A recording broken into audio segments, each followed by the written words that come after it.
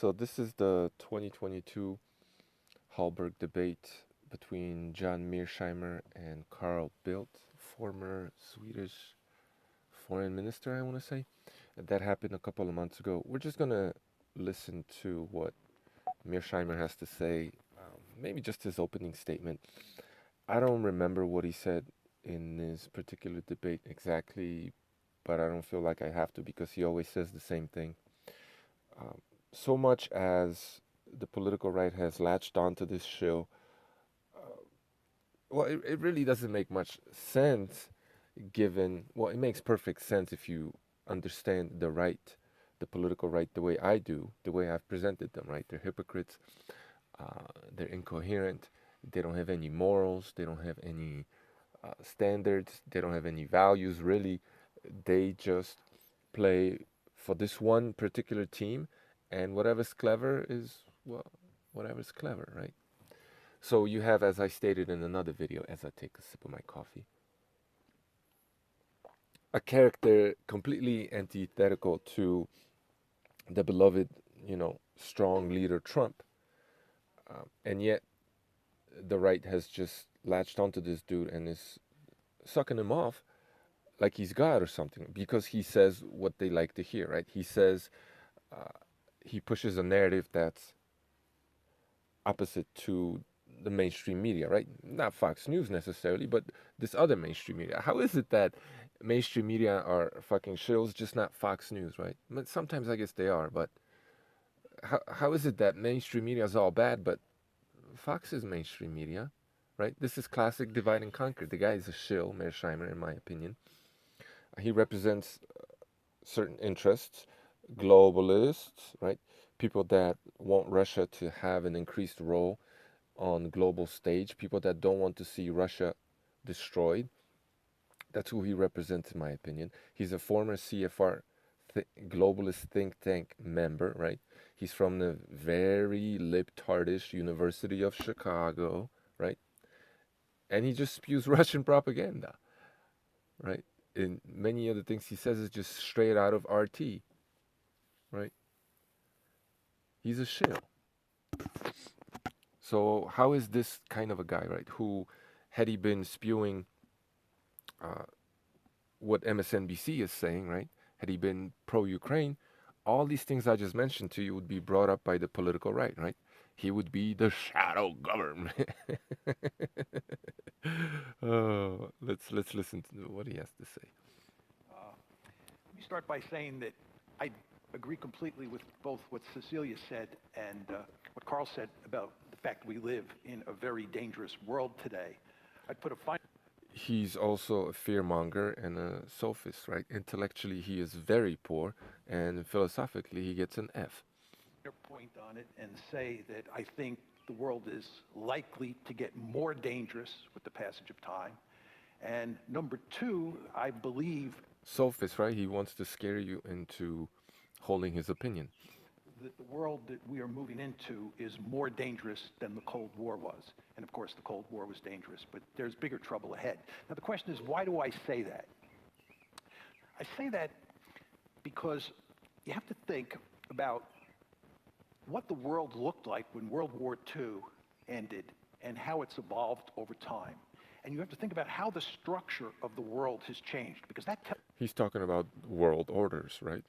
How the world order has changed. tells you a great deal about the likelihood of conflict. When I was born in 1947, it was a bipolar world. There were two great powers in the system, the United States and the Bipolar world order. Soviet Union. When the Cold War ended in 1989, and certainly when the Soviet Union fell apart in December of 1991, We had a new world order at the time, which is what Bush Sr. was talking about. U.S. hegemony, right? we moved from a bipolar world to a unipolar world. Then in 17, the structure of the system began to change, and we moved from unipolarity to multipolarity. Some people would still say that U.S. is the hegemon. That is still, their power is being contested, I would say, and we will see, right? We will see what happens. But it's controversial, I suppose. I would say it's TBD, right? History will um, history will be written insofar as this thing here. So the new world order, right, at this point in time would be U.S. versus China, with perhaps, this is why it's still to be determined, right? Russia wants in, which is why this war is happening. Turkey wants in, India wants in, maybe, I don't know, maybe other countries. Um, so that's why Russia I took this gamble in Ukraine, right? Thinking that they were going to, Putin thought, everybody, the whole world thought it was going to be over in a week or two, right? That's what we all thought. And I think Putin perceived the Biden administration, because of what happened in Afghanistan, as weak, right? He would have never dared to do this under Trump, because Trump's response would have been the complete opposite, entirely antithetical to what Mersheimer is pushing. So how is it that you right wingers are on board with this guy when Trump, a strong leader, would have been sending all kinds of help, and probably even more help than Biden, to Ukraine, right? Trump was the one who actually armed Ukrainians with those anti-tank missiles that have come in also fucking handy, right? U.S. hasn't really armed Ukrainians that much, and if anyone did, it was Trump with the javelins, I believe, right? So I ask you, how is it that you right wingers flip flop so much? How is this? How is this possible? Well, I told you a long time ago. You're leftists. That's who you are. You're just of the fascistic. You're leftist of the fascistic kind. The what you call leftists in the United States today, those are commies, right? And you are a lefty of the fascistic kind. It just is what it is. I'm greatly oversimplifying, no doubt about it, but this is what it is. A world where there are three great powers, the United States, China, and Russia. So if you think about it, in my lifetime, we went from Right, he considered Russia a great power, which a lot of people would disagree with, and they just turn out to be a, paper tiger. But, they have the nukes, so be afraid, be very afraid. bipolarity to unipolarity to multipolarity. Now, Okay, so multipolarity is something that China's been talking about. It's something Putin's been talking about. It's something Klaus Schwab at the World Economic Forum has been talking about for years, right? That is, insofar as we're concerned, the new world order, the multipolar world order, right? They need to, right? Klaus Schwab and the gang need to bring down the United States and create a multipolar world order, right? And Russia struck at what they thought was an opportune moment, because United States appeared weak, right? And now that U.S. is somewhat engaged in helping Ukraine, China might grow some balls and in their region, maybe Taiwan. We'll see. We'll see, right? There's some balloons flying over U.S. Who knows, right? Who knows?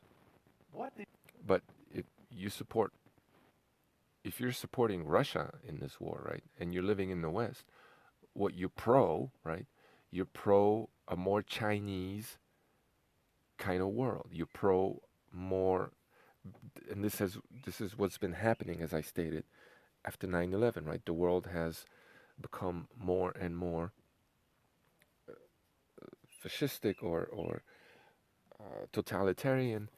Um, Maybe not totalitarian, authoritarian. Somewhat, yeah. When you look at COVID, yeah, um, because that is the direction we're moving in, right? If these great powers, as Mersheimer says, like Russia and China, which are very authoritarian, um,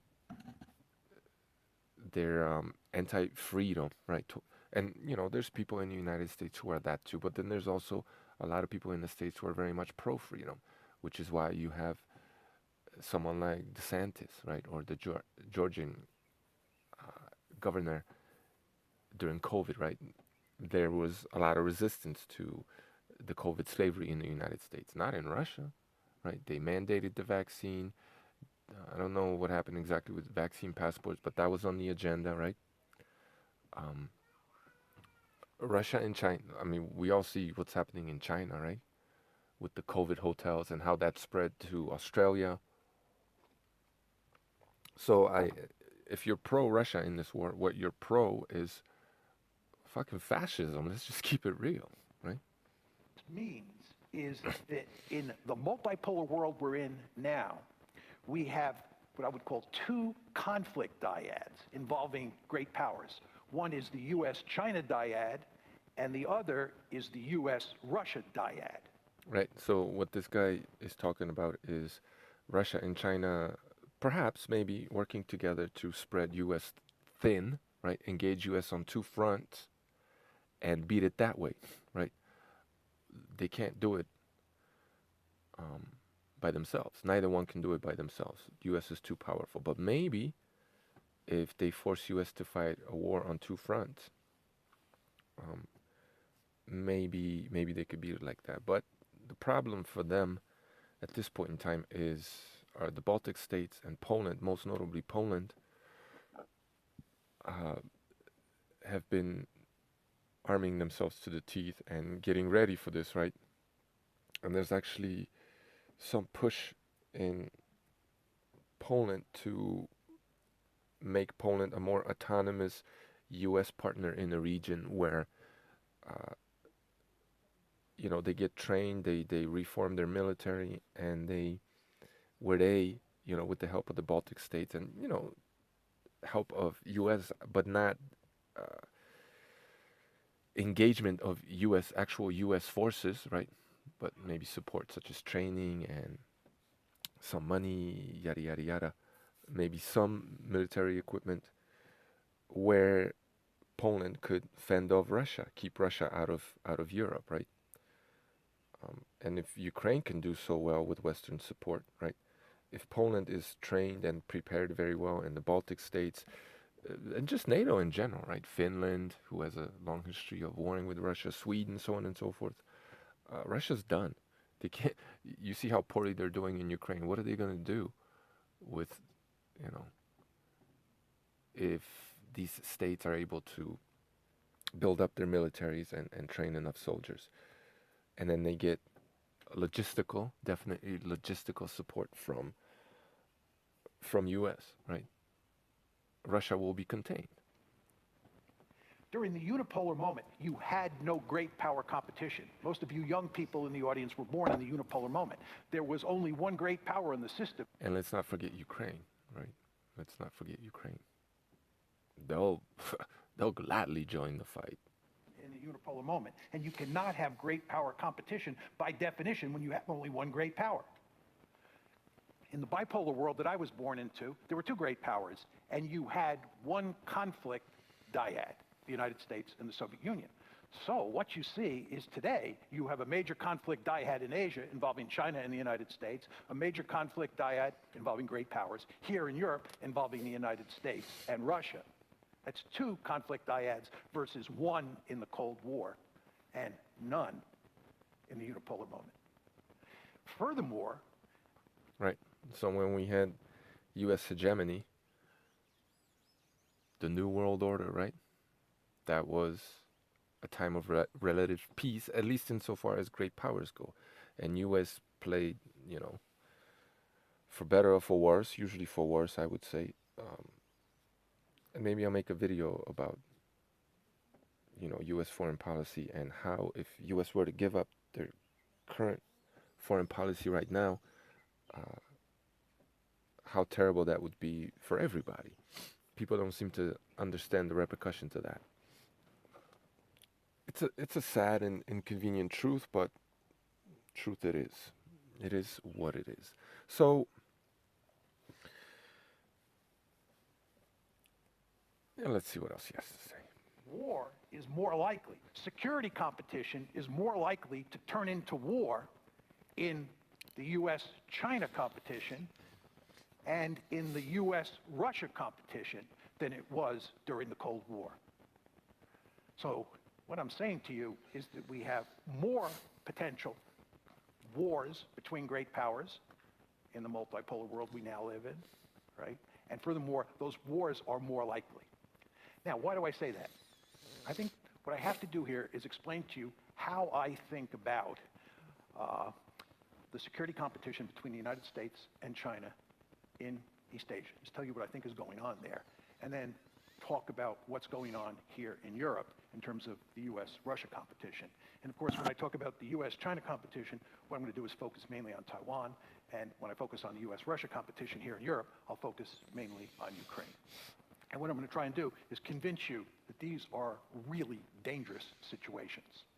Right, more fear-mongering. Now, with regard to U.S.-China competition, what's happening here is that China is a peer competitor of the United States. If you were to rank order the three great powers in the system now, the United States remains the most powerful state on the planet. China is a close second, and there's great fear in the United That's somewhat of a controversial statement. I personally don't know what the truth is, but I think if U.S. Cut China off from technology, if the EU cut China off from the technology they're supplying them with, it might turn out that China is a paper tiger too. And they have, supposedly, again, I wouldn't know, right? It's just mainstream media lying to me. They lie about everything, right? Right, guys? If they say there's a deadly earthquake in Turkey or a war in Ukraine, it's all lies. How fucking intellectually poor is that? Anyway, um, time will tell, right? Time will tell. They have supposedly a demographic crisis coming up. How are they going to deal with that? Same with Russia, right?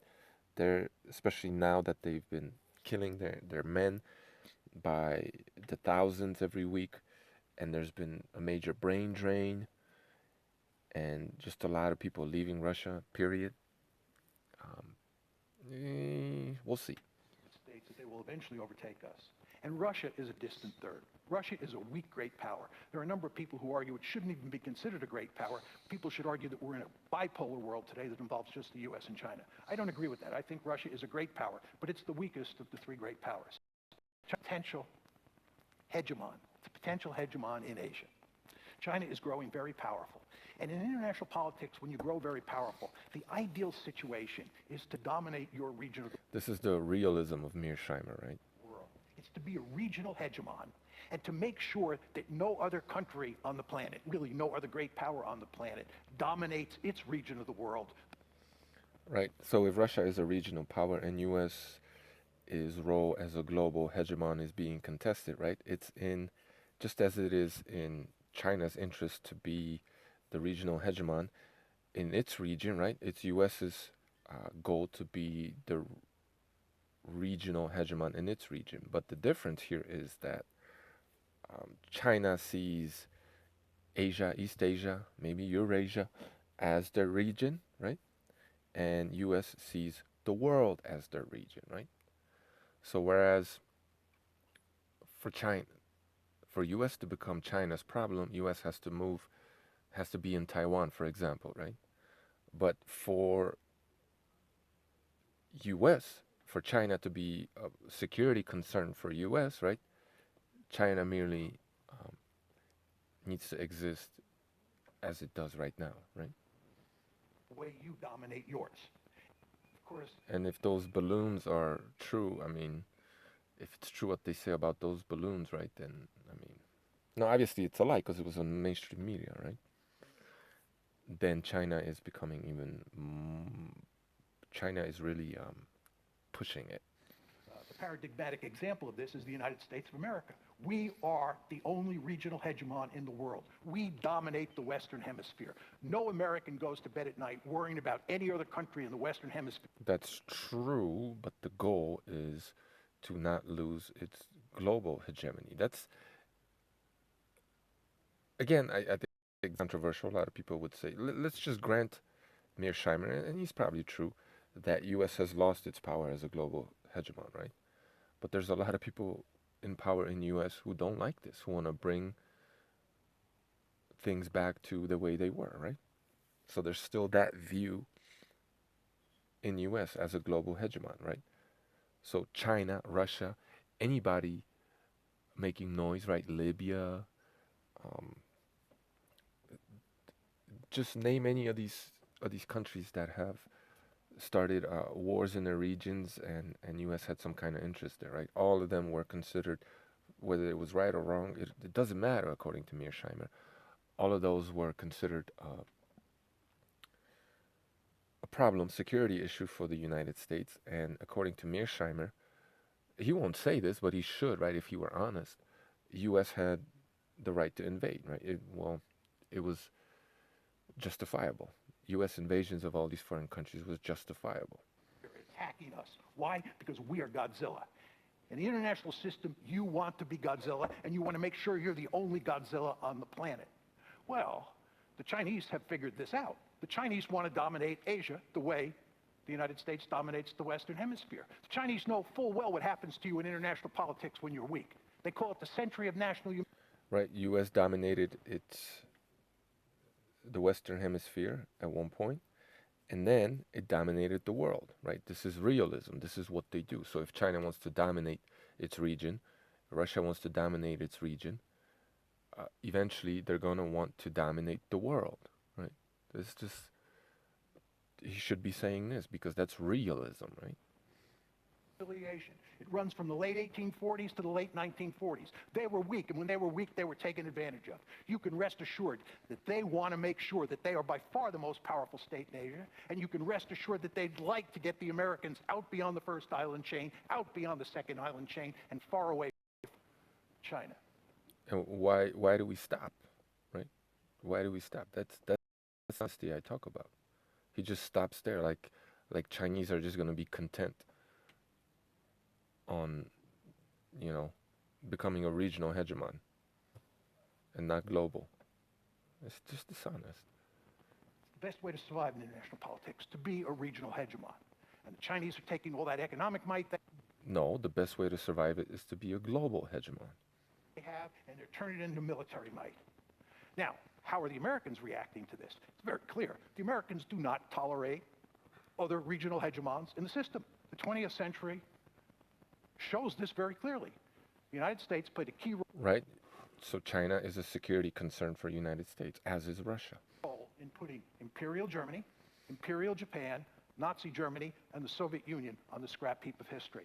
We had no intention of letting any of those four countries dominate either Europe or Asia. You can rest assured. Right, and now that Putin, which is obvious and should be clear, and everyone should be honest about this, now that Putin wants to resurrect the Soviet Union, not ideologically, but geopolitically, right? You want to say Tsarist Russia, whatever.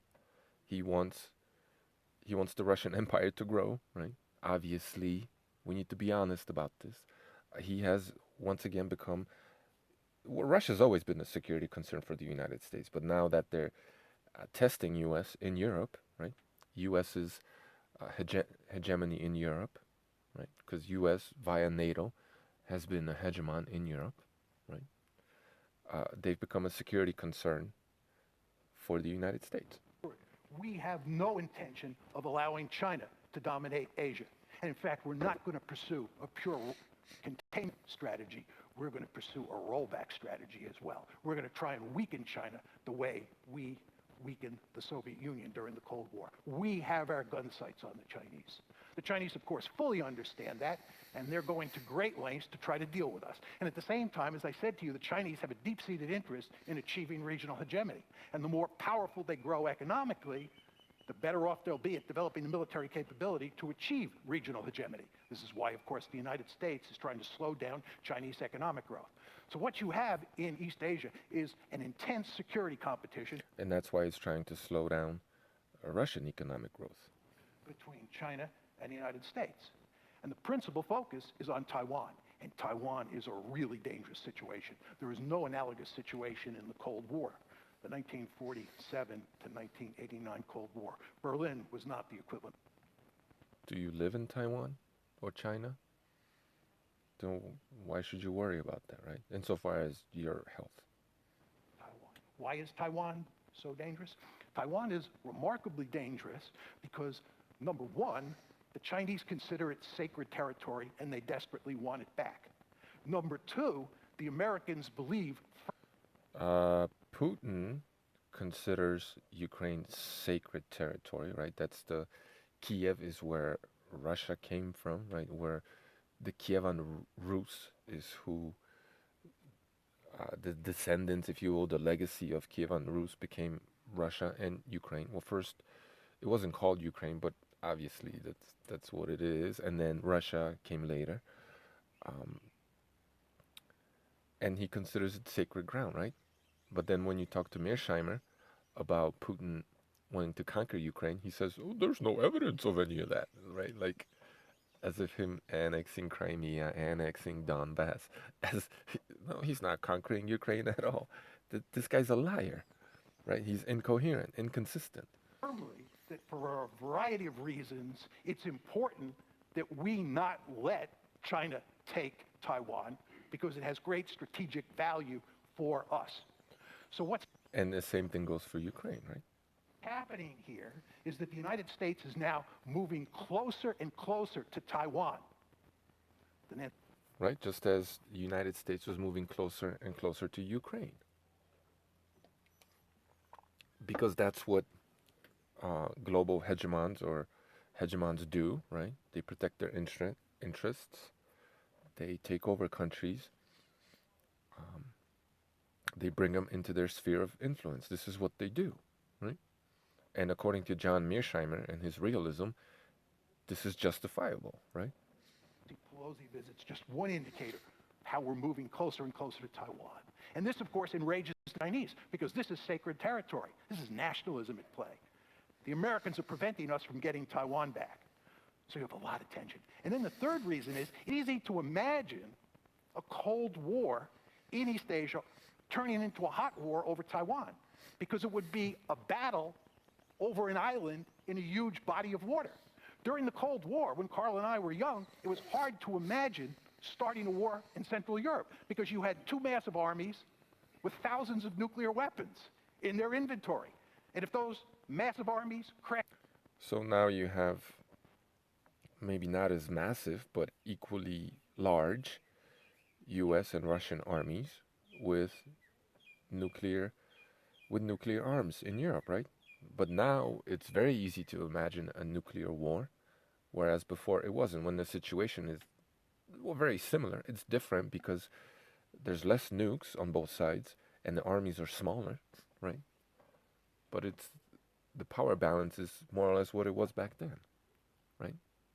Actually, I would argue US and NATO are stronger if they just have to worry about Russia, right? But now a nuclear war is a lot more likely and things are a lot more dangerous, and before it wasn't. The guy's inconsistent. ...into each other with all those nuclear weapons, we probably would have all gotten incinerated. So when we ran war games... More fear-mongering. ...during the Cold War, it was very hard to get a war going in Europe because everybody understood what the consequences would be. It's much easier to imagine a war breaking out over Taiwan. It's a small island out in the middle of a large body of water. And by the way, the other 2 points of friction in East Asia are the South China Sea and the East China Sea. And you can imagine a war breaking out over those 2 bodies of water. So you see the different scenarios between the Cold War, Central Europe.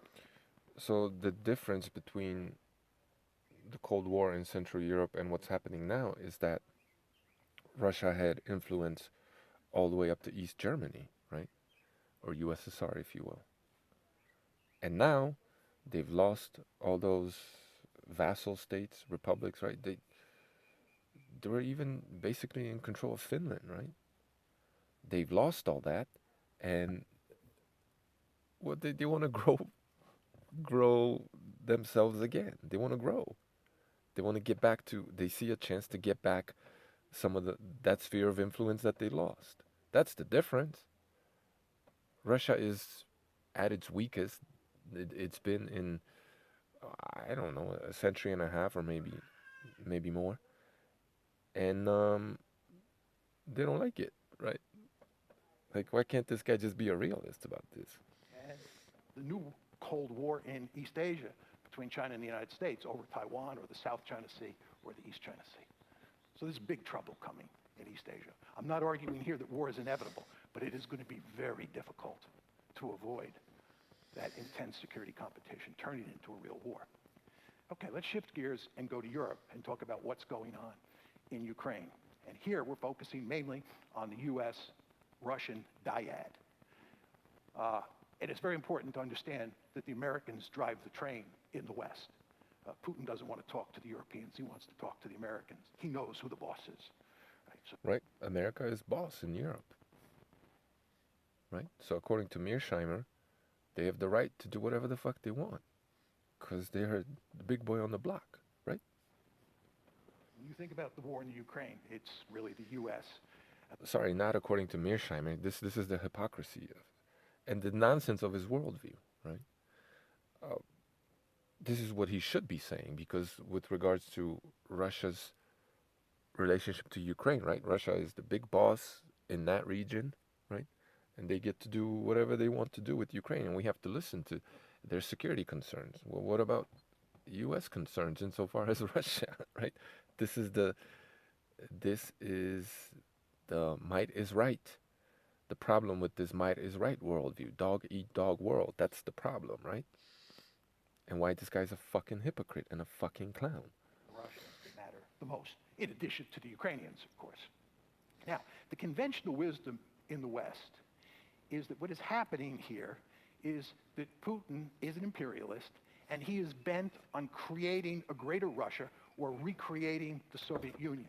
And what he is intent on... Right, but that's what he just said, that's what weak, great power. Right? They want to expand their sphere of influence. So isn't he contradicting himself right now? Doing in Ukraine is conquering that country, occupying that country, and integrating it into a greater Russia. And in fact, Ukraine is the first stop on the train line. When he's done with Ukraine, he's going to move on to other states like Estonia, Latvia. So this is exactly what Alexander Dugin's theory is, right? The Eurasian Empire. This isn't fucking rocket science, right? Lithuania, maybe Poland, who knows? But he is an imperialist at heart. He's an aggressor who's interested in building an empire. This is the conventional wisdom. Right, and it's perfectly justifiable given your worldview, and it's perfectly justifiable looking at what Russia has been doing. Invading Georgia, invading, why can't I can never think of Kadyrov's country. You know who I'm talking about. Now annexing Crimea, Donbass, invading Ukraine, right? It's been taking Ukraine chunk by chunk, right? But they're just gonna stop right there. Why? He clearly stated the solution of USSR was the greatest geopolitical disaster of the 20th century, right? So he doesn't want to resurrect USSR ideologically because he's more of a czar than a Stalin, let's say. But geopolitically, geographically, yeah, he wants all those lands back. Duh. That you all know well. I would imagine that most of you believe this. My view is this is simply wrong. There's no to support it. I believe that if...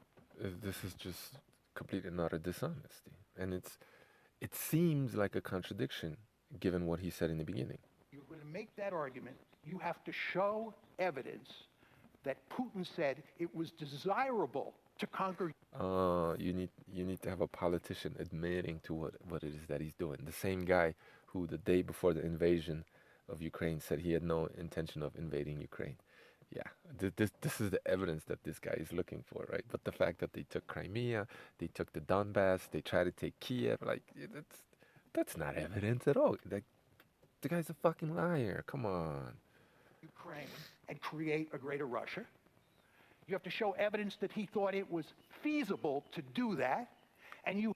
The whole world thought it was going to be easy just because it fucking backfired. Come on, man. To do that, and you have to show evidence that he said that that's what he was doing. Like we have access to Putin like that. Like, we know what he says behind closed doors.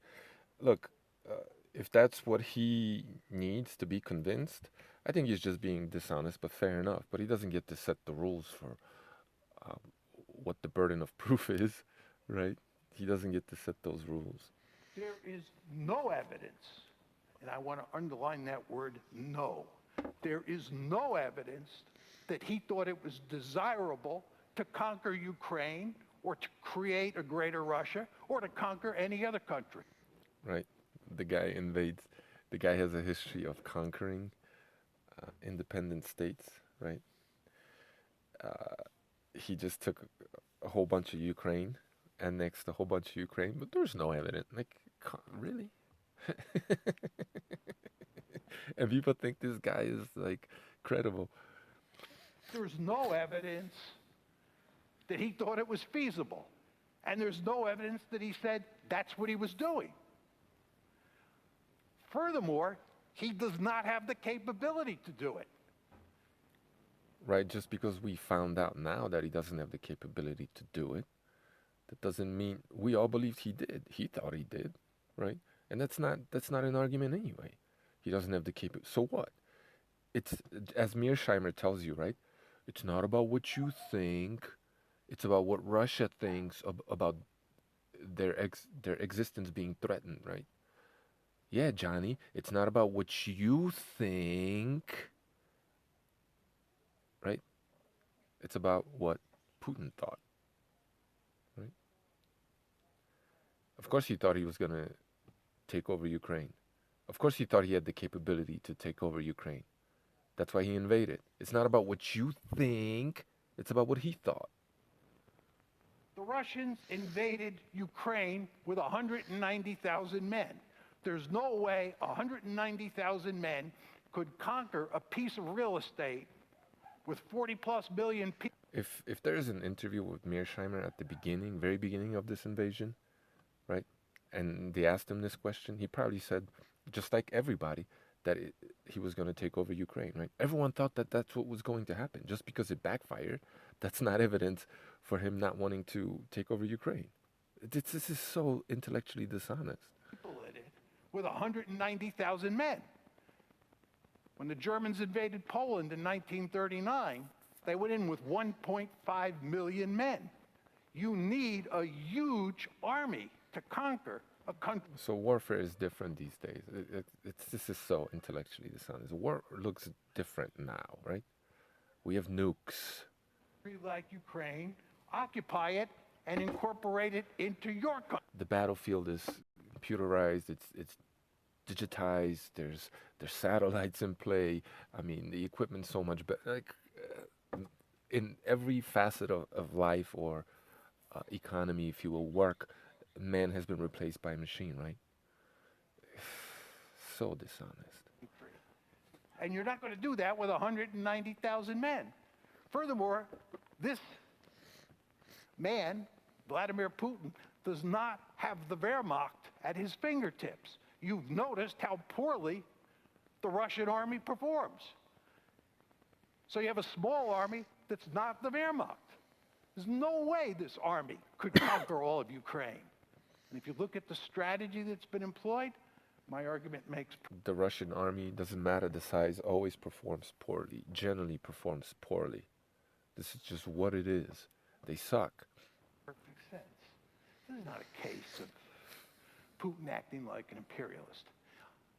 My argument is, as I'm sure many of you know, that if you look carefully at what was going on, it's quite clear that the West's efforts to turn Ukraine into a Western bulwark on Russia's borders was viewed as an existential threat.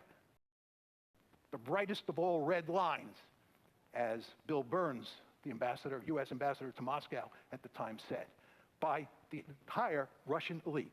The idea that Ukraine was going to be incorporated into NATO, the idea that Ukraine was going to be incorporated into the EU, the idea that you were going to promote an orange revolution and turn Ukraine into a pro-Western liberal democracy, unacceptable to the Russians. It was an existential threat. You might not think it was an existential threat.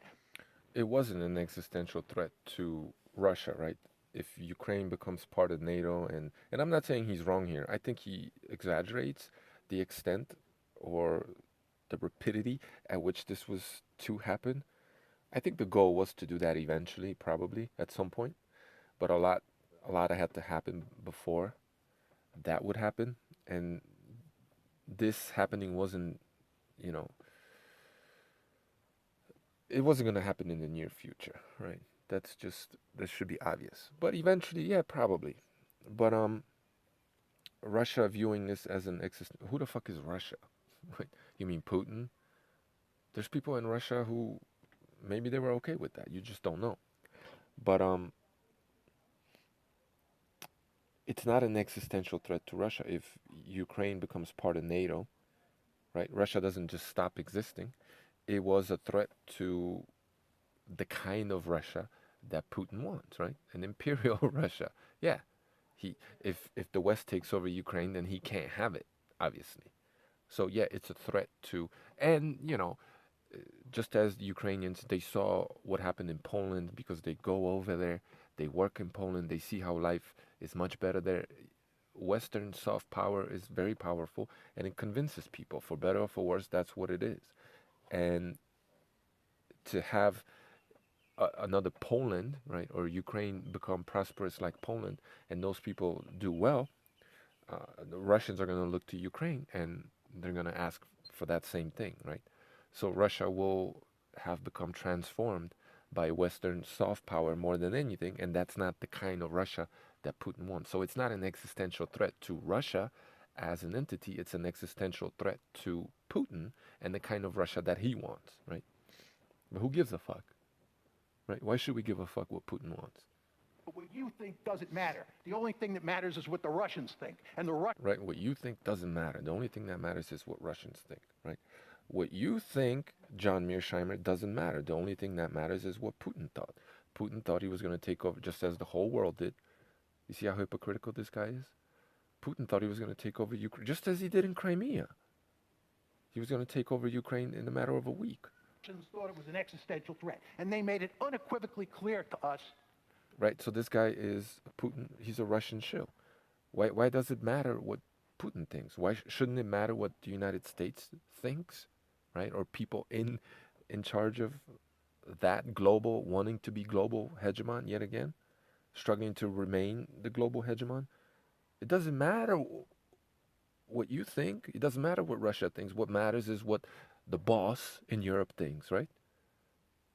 See how hypocritical this? He's pro-Russia. Now you got to ask yourself why, right? Like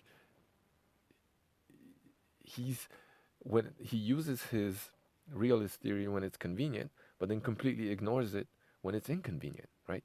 It's not because he is true to his theory, right? Because his theory is dog eat dog. Just right is might. The strongest one wins, right? Get out the fucking way, Johnny. It's not about what you think, and let these great powers duke it out, right? Get out the fucking way, because that's what he wants you to do, and you get out of Russia's way because Russia is more powerful than Ukraine and they have nukes. Okay, fair enough. Get out of US's way because US is more powerful than Russia and they have nukes, right? The guy's a clown. That it was an existential threat. And how did we react? We ignored what they said and we continued pushing to bring Ukraine into NATO, pushing to bring Ukraine into the EU, pushing to turn it into a pro-Western liberal democracy. Why did we do that? I'll tell you. I agree with only the last part of that statement, right? He's just a liar. Why we did it? Because the Russians were weak. That's what happens when you're weak in international politics. The Russians... Right, Russia perceived the U.S. as weak, U.S. administration as weak, and that's why they moved into Ukraine. Protested NATO expansion from the get-go. The first tranche took place in 1999. The second tranche... Anyway, that's all I gotta say. We're not gonna make this any longer. The guy's a fucking hypocrite, right? He uses his theory when it's convenient, but then completely ignores it when it comes to U.S., right? If that's the worldview you're gonna assume, dog eat dog, right? The Russian babushka world, where the bigger babushka swallows up the littler ones, right? If that's the worldview, if the worldview is might is right, then how the fuck are you pro-Russia, the weak great power, and not pro-US, the greatest of great powers? right? It doesn't make any sense. The guy wants Russia for whatever reason. Maybe he wants U.S. to concentrate on China, leave Russia alone because he doesn't see Russia as that much of a threat, and he's pro U.S. hegemony and wants U.S. to deal with China. Maybe, I don't know. Or he is the new world order kind of guy, that Klaus Schwab. He he's the Klaus Schwab new world order kind of guy who wants a multipolar world order. That's what it seems like to me, right? He wants Russia to remain one of the poles of power in the world. He doesn't want Russia being crushed, right? Now you got to ask yourself, right? Why is that?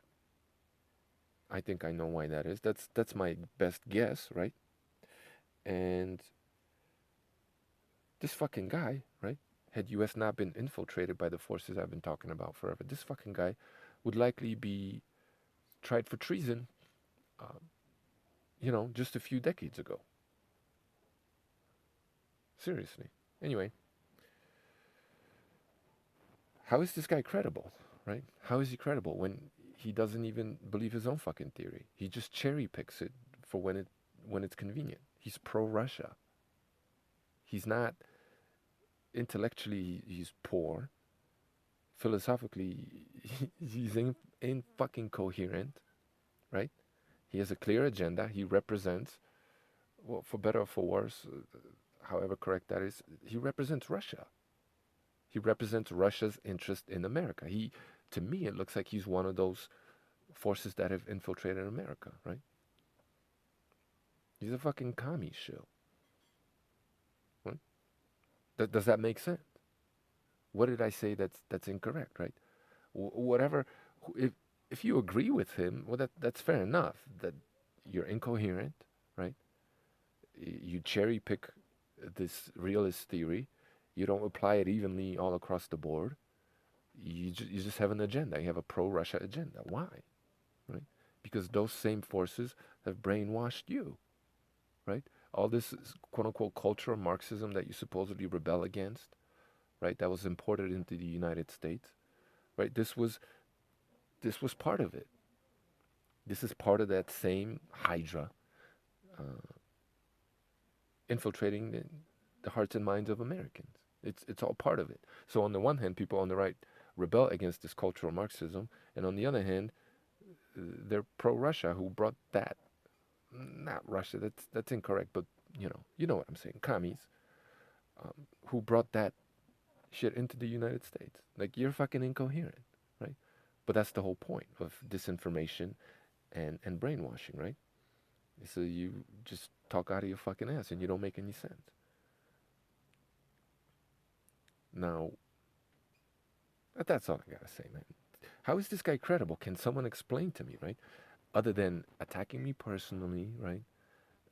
Lying about the things that I say, take some of the arguments that I've made here and pick them apart. Can you do that? Try. Thank you.